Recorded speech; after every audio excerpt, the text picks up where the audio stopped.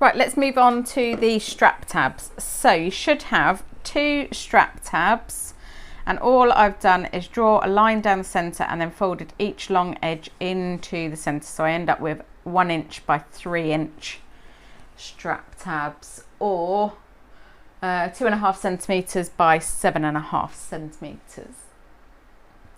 Now, the pattern also calls for some twill tape. Now, I absolutely hate it when you're carrying a bag and the strap starts getting twisted, because the strap tabs are a bit too flimsy.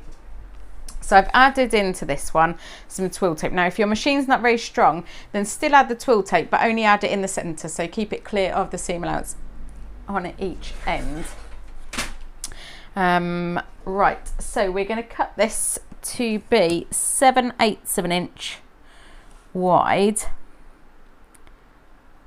Now, you don't have to worry too much about twill tape fraying, etc., because it is woven in such a way that you can just trim it down to size,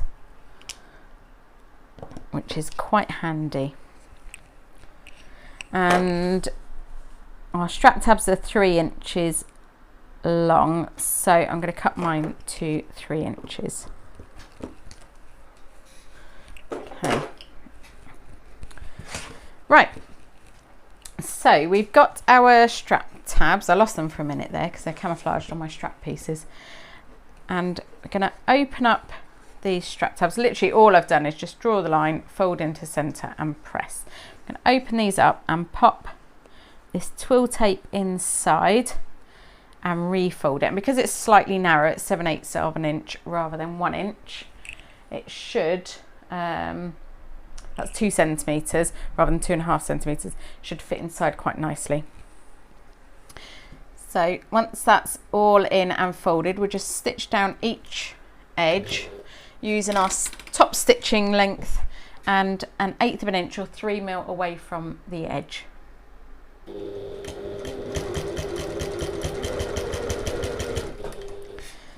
I might sew the second one at the same time, actually, just to make it a little bit easier.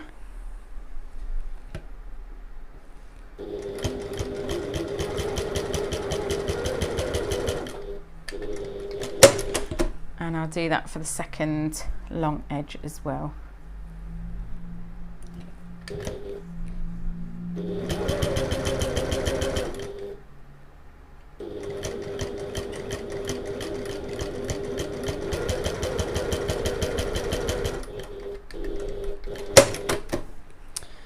Right, so these strap tabs should have nicely finished ends, or nicely finished long edges, and we need our rectangle rings now. So you should have 2 rectangle rings. Here in mine, I'm using Emmeline again, my favourite type of hardware to use. And all we're going to do is fold this through. So you've got your raw edges here. I'm going to fold that through and meet the ends so that your raw edges are inside, tucked away. I'm just going to baste along the edge, the bottom edge, to keep that in place together.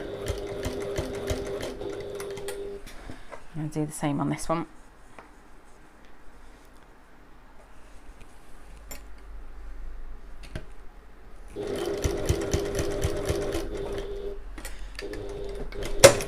Okay, right, I'm just going to swap to my zip foot and then I will sew closer to the rectangle ring on these, just to stop them from twisting around. If you'd rather, you can just put a rivet or something in there instead, but personally I'm going to swap over to my zip foot and sew a bit closer.